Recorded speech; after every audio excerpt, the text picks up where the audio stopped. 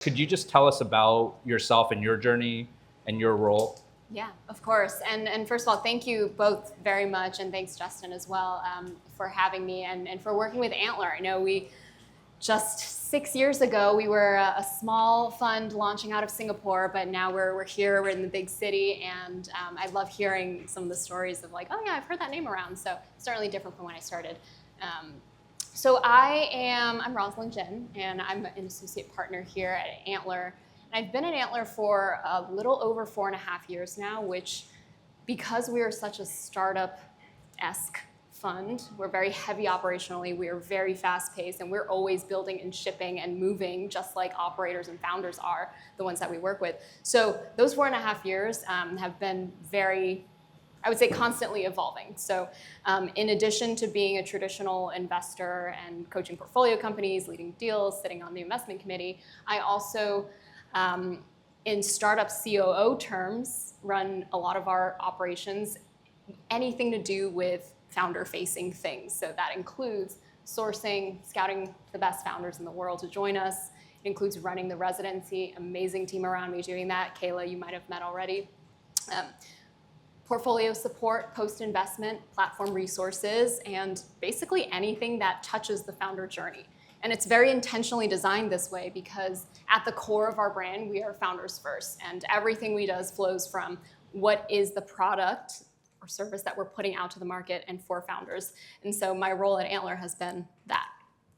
Awesome. And you had an interesting journey. Well, I guess all VCs have interesting journeys to get to become a partner at a VC fund. Can you talk a little bit about the places you've worked and how that informs your investing? Yeah, of course. I really love that question. So I've definitely had more of an intentional meandering in my career is how I like to call it. Going back to the start, I actually studied international relations and was fully on a path of wanting to go into diplomacy, into foreign service. And then I spent about half a year in DC, and as fascinating as working on policy briefings for like US-China trade documents, as fascinating as that was, I realized it was in true millennial terms, like not fast enough. It wasn't instant gratification. It wasn't the type of impact I wanted to make and kind of storm out into the world. So what I ended up doing was kind of explore and was lost for a little bit until I realized a lot of smart people, at least back in the day, it's not as in vogue anymore, we're going into finance. So landed in finance, somehow found myself a job on the trading floor. And what I learned from that experience, even though it wasn't a long-term goal of mine, it was that trading, first of all, it gave me that adrenaline rush, that like fast-paced, constant pressure that I was looking for. But it's very much like being a startup founder where you as a trader, you're responsible for your own book. You're responsible for your book of business, your P&L. You own your fate. You're constantly making, split-second decisions under a lot of pressure that can have huge impacts. So that type of pressure is not unlike the startup founder mindset. From there, that's when I kind of entered into this hyper-growth startup space and spent a few years at WeWork riding the roller coaster. So as I'm sure many of you have read the news and the fun stories at this point, it was quite a learning experience. Wouldn't have traded it for the world. But the overall governing theme here, and that continues into the thread of Antler, is that I am constantly motivated by the really challenging environments where I have to learn something really fast and make decisions about it. And then the second most important piece is working with people. So it's my purpose always to optimize others' potential. Like I don't have to be the, even though this would beg to be the opposite of what I'm saying. I don't actually love being on stage and speaking, but I do love being in the background, pushing, supporting, bolstering, and that's what I love about my job every day because I get to do that with so many of the amazing smart founders that I work with. I'm just curious, those are very different things you've done, 3 different kind of areas.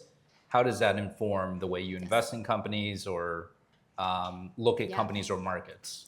So I'm very much, I consider myself an outsider at every stage of my career. So I was that liberal arts major on the trading floor. And then at WeWork, I was that finance person, the buttoned up finance person. And no matter what room I walk in, I'm always that small 5'3" Asian girl who is working in a male dominated industry. So what that means to me is that I take it as a very heavy responsibility to highlight diverse voices, to understand diverse perspectives, and to also make it a point to share my own voice. So whether that is looking at untraditional, like leaning into my network to surface untraditional founder backgrounds, or it's, sitting on an investment committee decision panel where we're discussing a femtech potential investment, like sharing my perspective as a woman, right? Things like that really color my perspective, and it's my firm belief that we need more women and underrepresented founders, because to date, the tech ecosystem has been very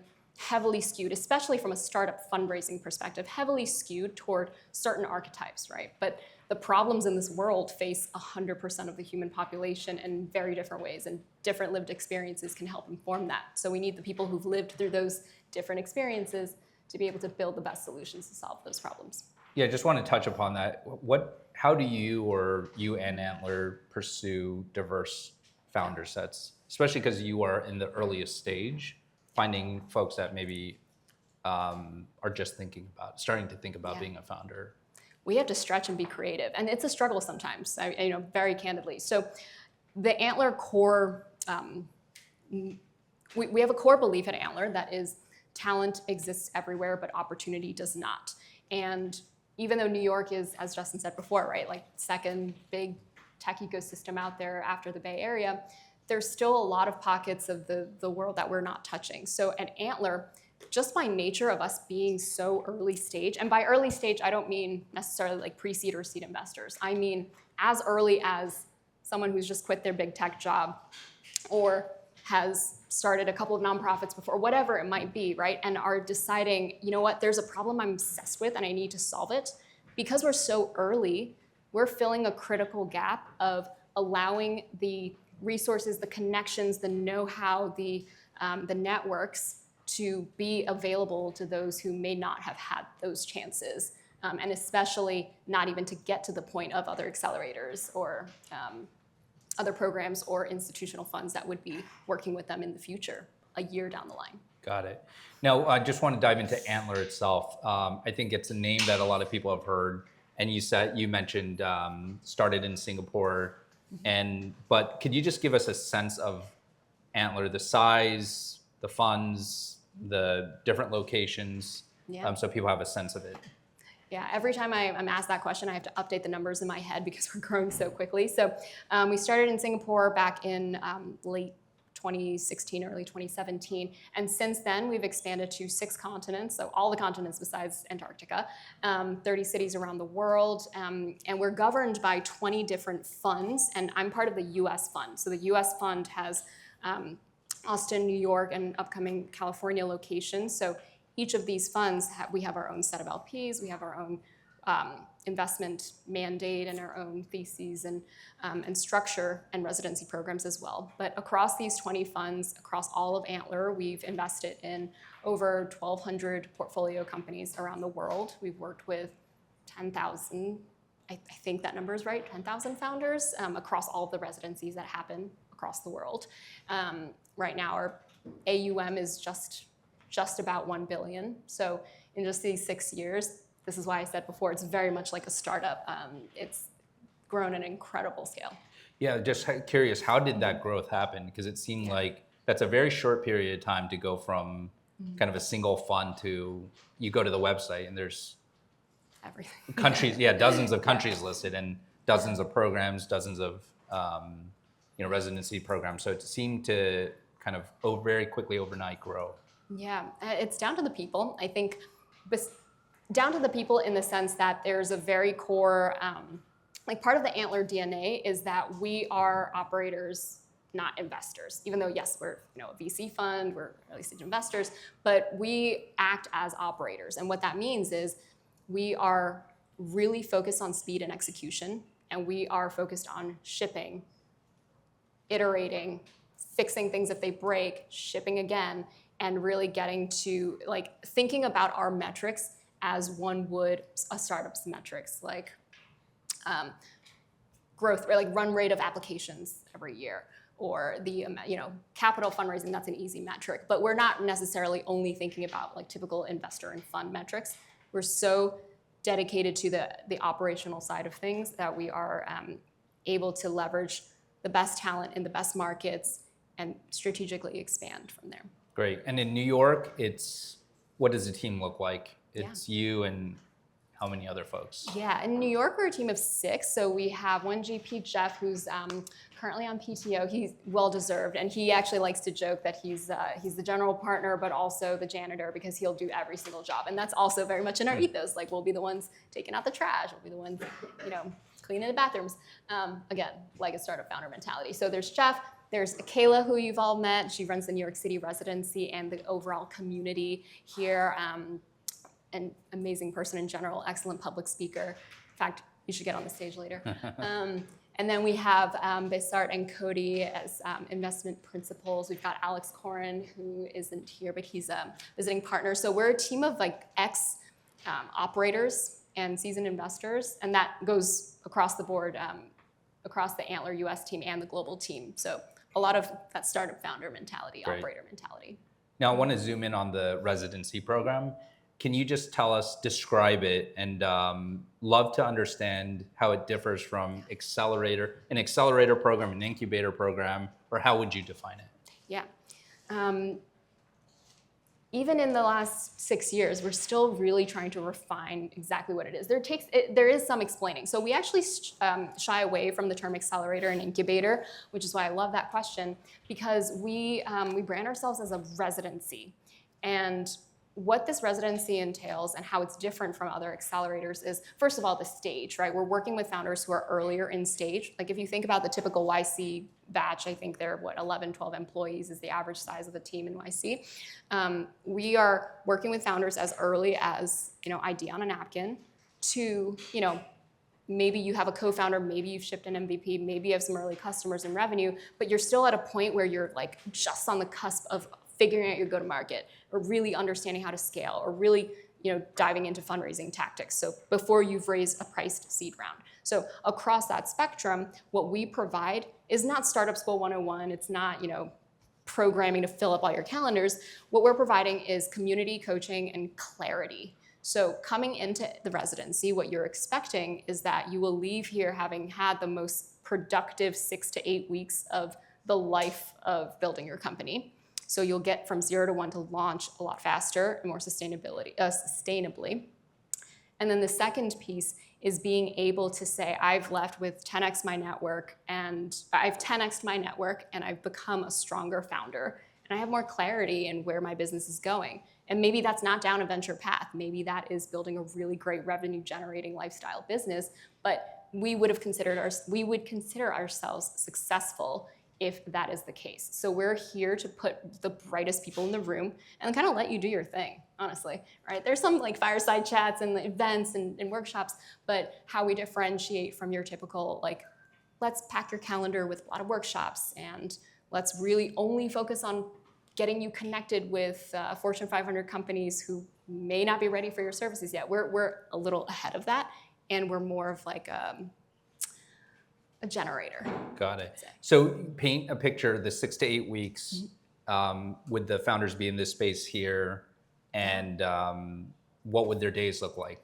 Like you said, it's not packed with programming workshops, but it's a little bit more fluid. Yeah, choose your own adventure. So This is where the magic happens. So usually during the when the cohort is in season, you'll see this entire place filled with 100 founders. We open up the second floor as well. And there will be some folks who are just sitting in the corner and coding. And then there are other folks who may be listening in on, okay, let's do a B2B sales workshop session because it's relevant for them at that time and they would find it valuable. For the others, you don't have to join. Other profiles might be involved in like speed dating, co-founder matching if they're looking for a co-founder. Or you're just sitting in a phone booth and taking your customer calls and trying to get, expand that pipeline. So what all of this means is that you are the CEO of your own life and your business. So use your time wisely, and we're here to provide the platform and the resources, but ultimately you make the decision on how you leverage those resources. Got it. And are you making an investment like a typical accelerator?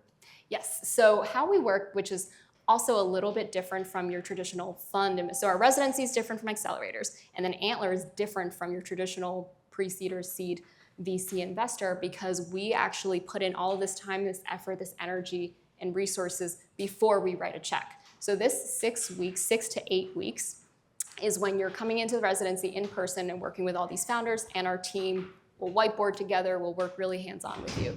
And then at the end of that period, at the 8-week mark, you have the opportunity to pitch the investment committee. And this is the investment decision-making body, which determines whether or not you get a check from Antler and then become an Antler portfolio company. And the reason we do this, which is also different from most accelerators, is that this is a two-way diligence process where you get something of great value out of it, and we also, because we're such early stage investors, there's no like spreadsheets to dive into. You don't have your financial statements and revenue numbers for us to look at. We want to get to know you as humans, how you execute, how you operate, how you make decisions, and in order for us to build conviction that 10 years from now your business is going to look completely different, but we're going to be on that cap table when you're a unicorn. Got it. And what type of founders would be more suitable for this type of program versus less suitable?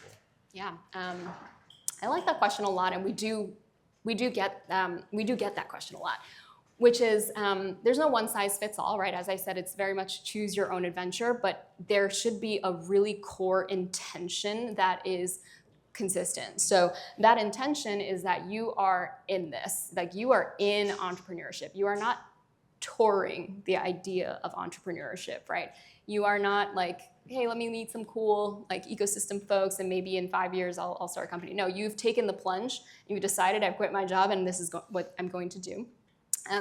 So that type of persona is what we find is really committed to the community, to this community of like a culture of give and ask, where you're devoting all your time and energy to your company, but you're also leveraging the help of others while providing that support for others who are similarly in your stage of motivation and ambition and purpose. So at the earliest stage, it's somebody, you mentioned idea on a napkin.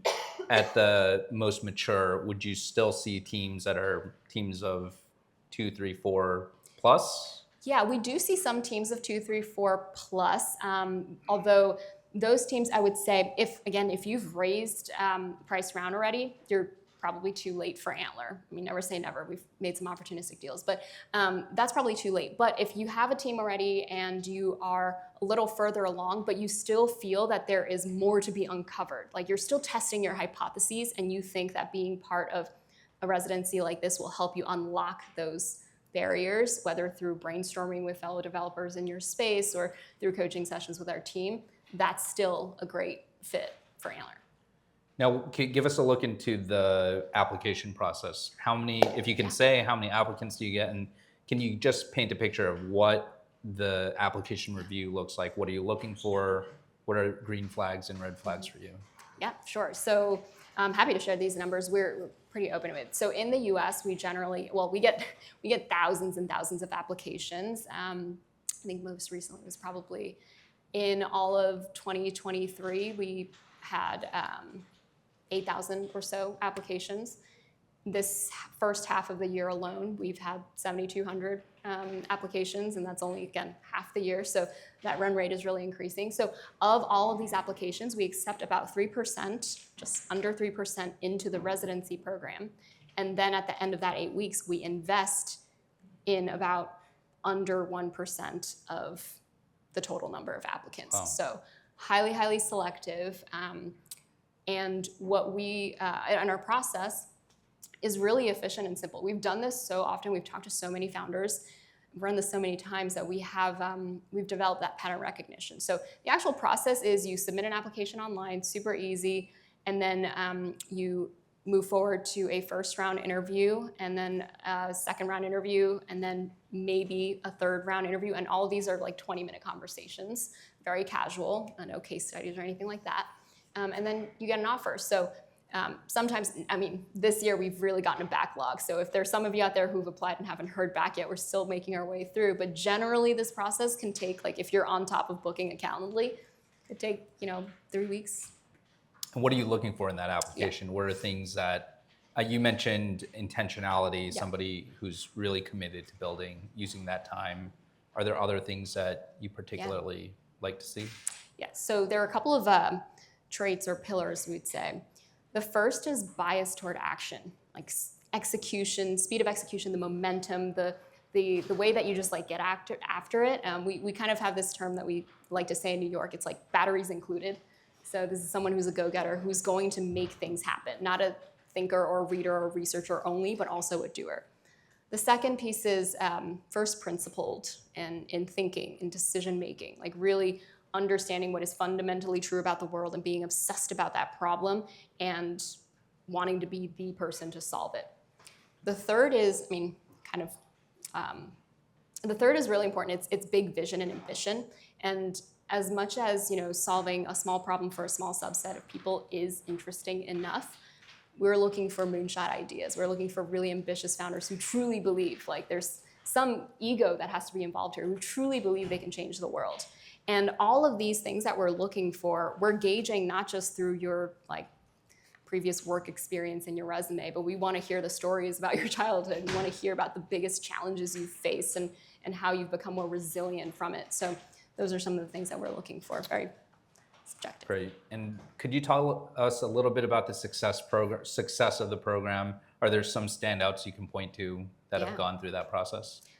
This number is really top of mind because we're working on releasing our next batch of portfolio companies to the investor community next week. So of the last cohort, and some of the founders are actually in the room today, who have gotten an investment from Antler, there were 32 of them just in the US, 58% have gone on and raised external capital already within the span of 4 months. So we call that internally like fund through rate, which is really important as signal that not only are we're being very selective at the Antler point, but then now they're going out to market and very quickly they're going out and raising rounds from other amazing investors.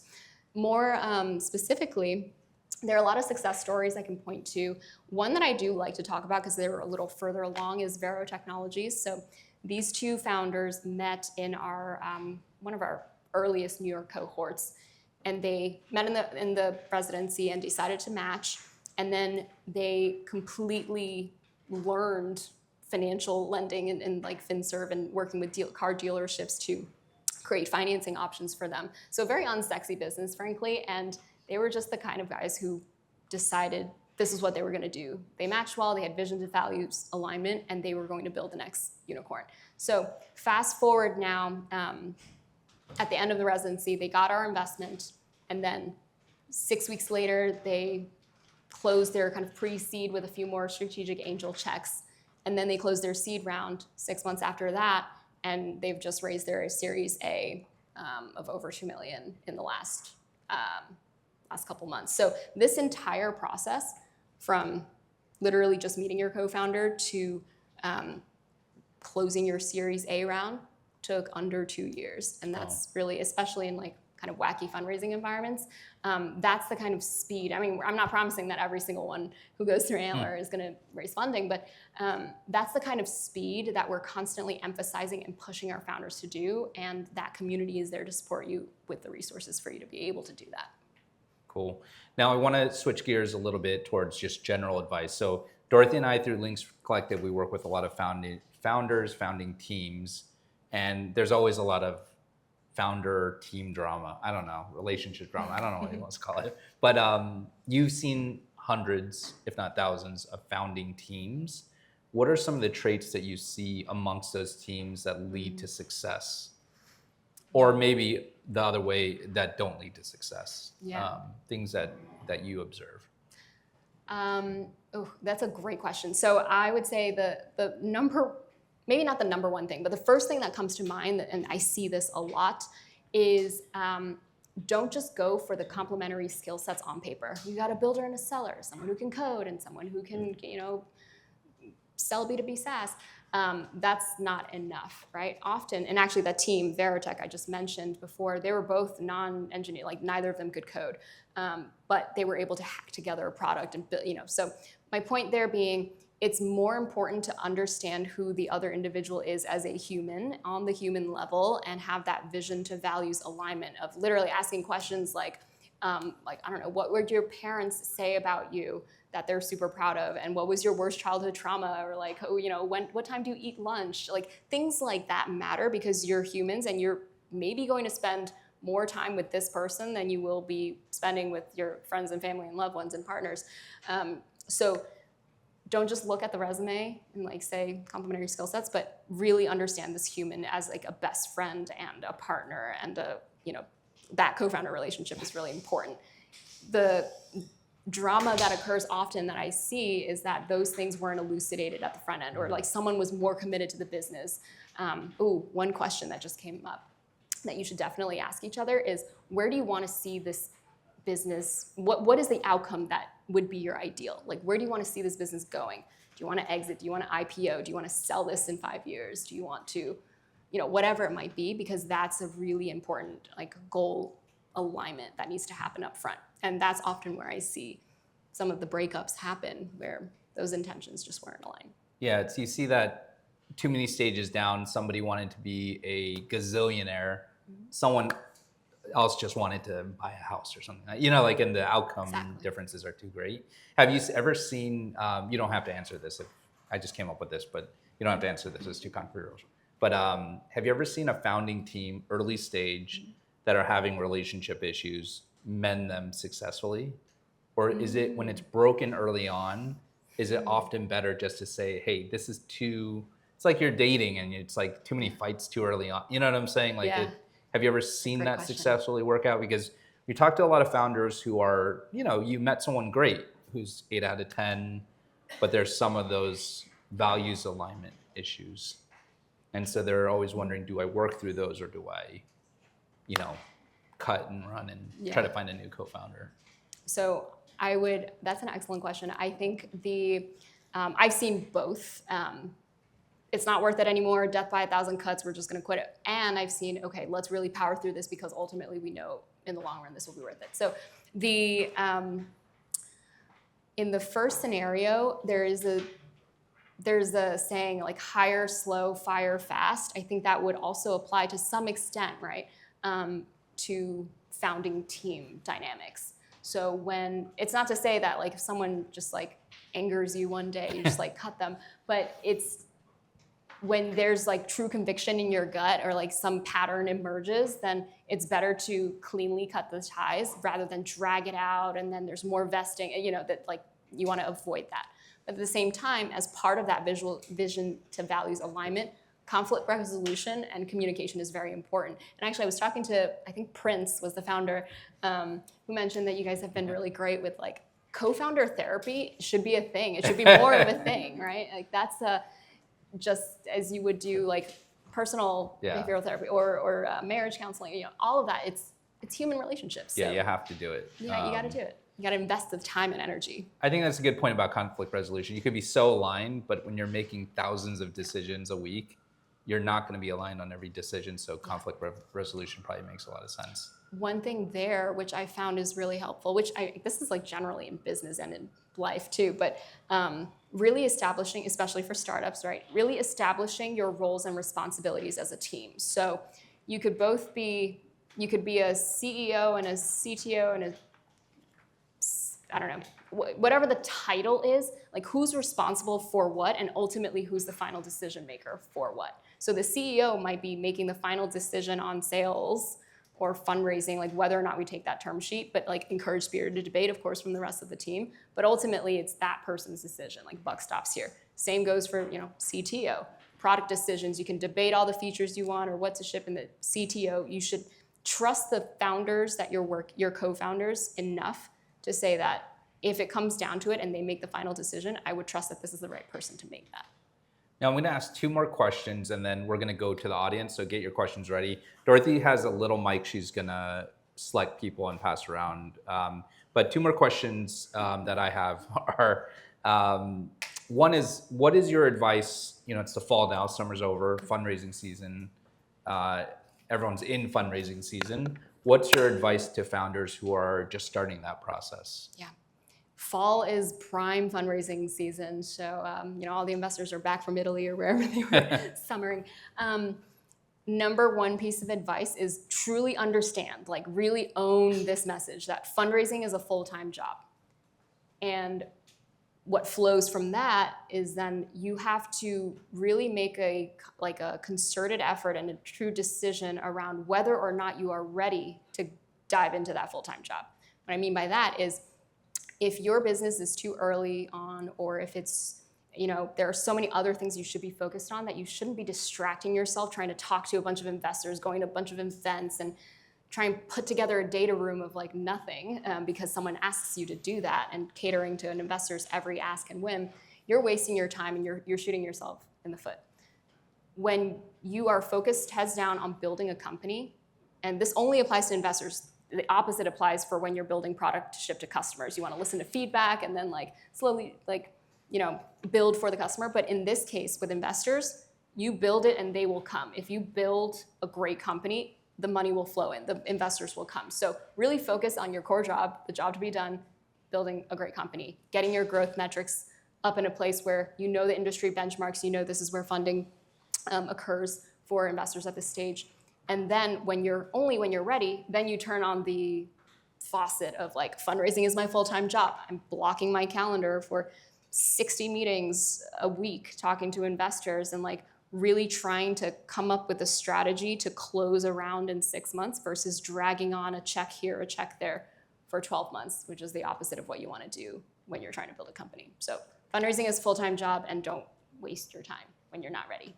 Yeah, very few founders can market their way into a round. There's some. There's some. Yes. There's some. I don't want to mention names, WeWork, but you can market yourself into a round. But like you said, you have the metrics, people will start coming in. My last question is, what investment areas are you currently really excited about? Everyone's talking about AI, and so many founders are focused on AI. So usually I ask this question saying everything but AI, but it's almost inevitable. What's kind of interesting to you right now? AI is a tool, not the solution. I, as an industry agnostic investor, I can't say I'm an expert in anything, but what really excites me is massive problems affecting a lot of people in the world and the moonshot ideas that solve them. So as an example, really focus on the problem.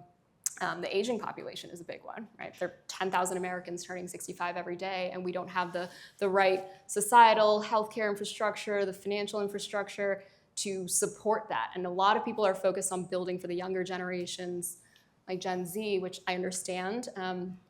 But what are we going to do when all of these generations are kind of handicapped by the growing problem of human longevity? A great problem to have. But so the reason I say that is what excites me isn't specific investment trends or themes, but the problem area has to be really big. And the solution itself, it could be in prop tech, solving for the senior housing or senior aging in place in the midst of housing crisis. That could be a solution. Or it could be a fintech solution for helping people protect their retirements and the great wealth transfer. The point is that it's a big problem that's going to affect millions, billions of people.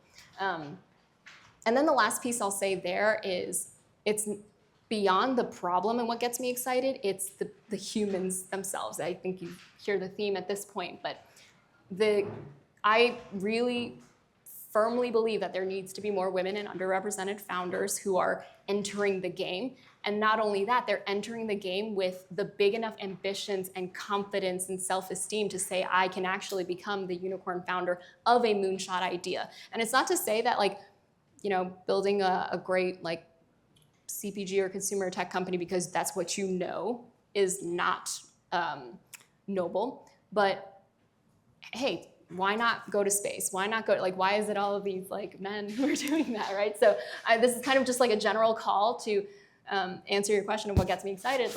Let's have really different faces come in and solve for really big problems in the world, and we need that. So that's where awesome. I'll end. Let's go to questions in the audience. We can, if you all want to raise your hand if you have a question. And I just recommend people save specific questions about your specific startup for afterwards. We'll have a little time to network, but who's got a question?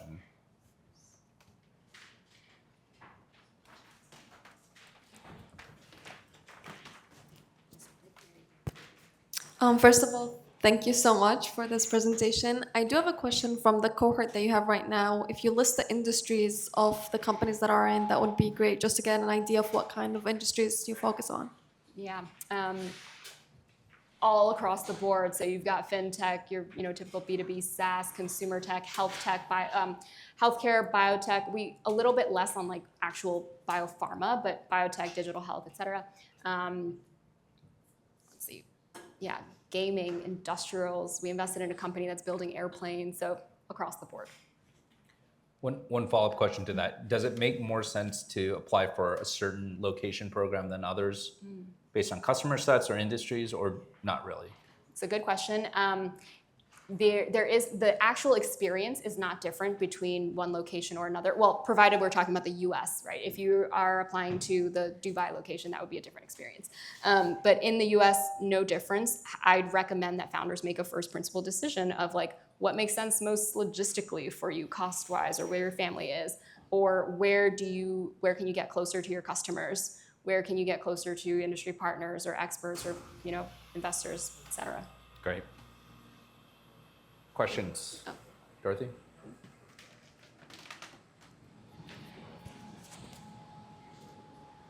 Hey, how are you? Thanks so much for giving the panel. I was just wondering what your average check size is and kind of equity structure coming through the program.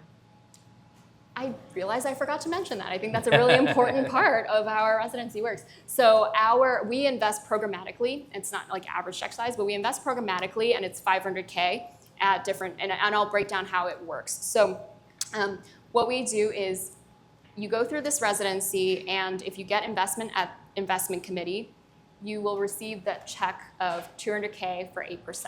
So that $200K that's at a certain cap. It's already agreed upon. That's the first check that Antler writes.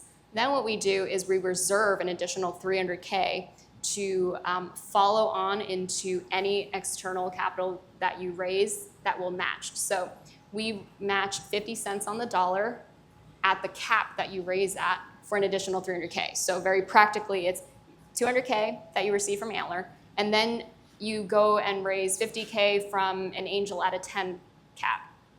We would match and give you $25K at a 10 cap. Then you go to a VC or pre-seed VC, and they write you $100K at an 8 cap.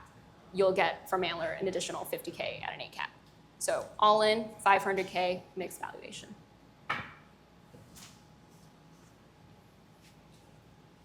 Questions up front here? Thank you. I was just wondering what the perspective was on building versus prototyping and data in order to move forward, and like where you see that trajectory within the 8-week space. So it's highly contextual, like based on like what industry, or like the airplane company, right? That's a whole different story versus B2B SaaS. But I think to answer your question, there's no formulaic journey of like week 1 you do this, week 2 you do this, week 3. But generally from like there's so many books written about this, but generally like really understand, like validating your problem statement is number 1 before you write a single line of code, right? Validating your problem statement, understanding, doing customer discovery, getting feedback, testing your hypothesis for some solution. So problem statement validation, then solution validation with more customer discovery, and then you ship some sort of hacky, duct-taped, something, not even an MVP, right? And get it out in the world and get more feedback, then test and iterate, et cetera. So what that timeline looks like across the 8 weeks is very different for everyone who enters, depending on what they already have and at which point they are in that journey. Does that answer your question? I'm not sure if that was... No, I guess the question is like, do you end up with something that you could fund, if it's just like something hacked together? I wish Jacob. Yeah, I think there's one portfolio founder. He's not here. He's usually in the office, but he would be a great example of this. So we have funded founders who have come in with 0 and left with like half of 0. But we just saw through the 8 weeks together how convicted, like there was something inevitable about this individual in the way they were thinking and making decisions and whatever, they were problem solving, and we can fund based on that. And then we've also declined to invest in other folks who, shipped a full MVP and had, like actual measurable ARR because there was, for some reason, we couldn't gain conviction in their vision or the way they were executing or whatever it might be. So also very contextual and highly dependent. So not a great answer to your question, but it's like, yeah, we invest in 0. Awesome. Any more questions? Way in the back. And we'll do one more after that. Making Dorothy run. What would you say are some of the learnings or the refinements you're making to your model based on the hits and misses?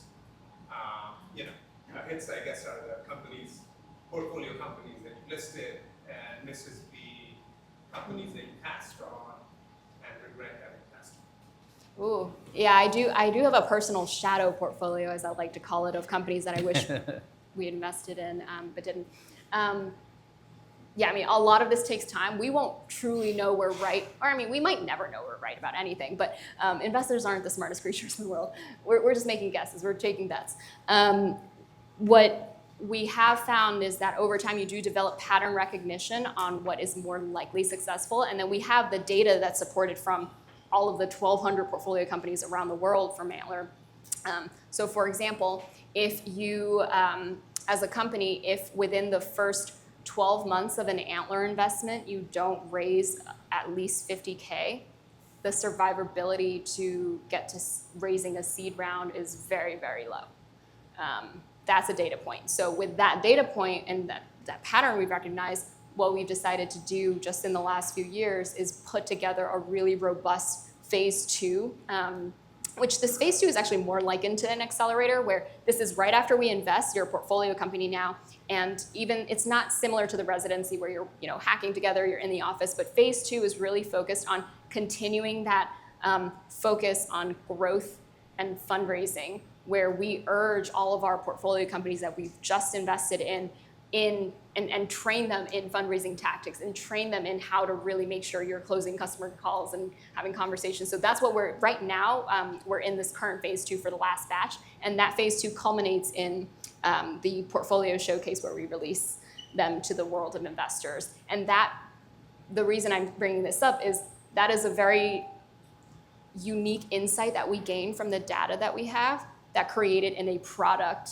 build, I guess, an Antler product, directly matched to feed the needs of the customer being founders. And then what about some of the companies that you may have passed on that you found out about later? Companies that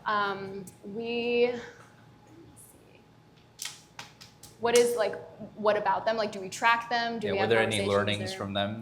Yeah, I think the one big learning over the course of time is that we've often, or maybe not often, but some of the misses, I think a trend there would be maybe we were too focused on the idea itself versus the founder. And this is something that goes against the grain of our thesis, which is investing in people. But sometimes it's easy just to, if you don't know the individual, right, you're just automatically going to jump to making conclusions about the market size or what they're building or how the product looks and things like that. But that's a learning we've had that we're every single investment committee, we're always reminding each other, focus on the founder, not what the product looks like today or what even the current business or business model is. Sometimes the idea is so silly that you can't see past that probably. That's how We try, yeah. I mean, if it's truly, there are times where an idea is truly just not venture scalable, and with conviction that the founder is not going to pivot, then that's a different story. One last question before we wrap over here. You don't have to share if you don't want to, but what percentage of your portfolio of founders is women? Yeah, thank you for asking that question. So we still have a lot more work to do, but I'm actually fairly proud of these numbers. The U.S. portfolio, in the U.S. portfolio, 36% of our portfolio companies have at least one woman in the C-suite, and 60% of our portfolio companies have at least one BIPOC founder in the C-suite. Awesome. Before we wrap, are there do you want to point out the other Antler team members or Yes. alums? Okay, well, our alums, see, this is why we invested in them. All of our portfolio companies are heads down, building, coding. They're all sitting in the back there. Hi, Jason. I got one wave. But Kayla, I'd love for you to say any words or share anything. Come And stand over here Besar. so you don't get the feedback. Kayla, do you want to just talk about the logistics of when applications are due and the And introduce yourself real quick. Yeah, absolutely. First off, you're so good at like highlighting people. Andrew was like, "You get up here," and I stood up, and he goes, "All the way up here," and I was like, "Okay, I'm here." If we haven't met at the elevator, I'm Kayla. I run the New York City residency at Antler. The official due date is October 1st, but I would encourage you to apply tonight. Antler.co/US. We've already started filling out our New York City cohort. It's looking very impressive, very strong. Some founders have already come to work out of the office, which is awesome. And that's what I'll say. Apply to Antler if you're thinking about it. Life is short. Awesome. When does it start? Does it start in October? It starts on October 1st. It's a funky due date, right? Like life-changing decision to make, and your life has changed on October 1. But that's how life is sometimes. It's happened. We've had some like people join in quite late. I don't like that on an operations side. You're gonna give me a heart attack, but if it happens, it happens. Awesome. Well, let's all thank Roslyn and the Antler team for hosting us. Thank you.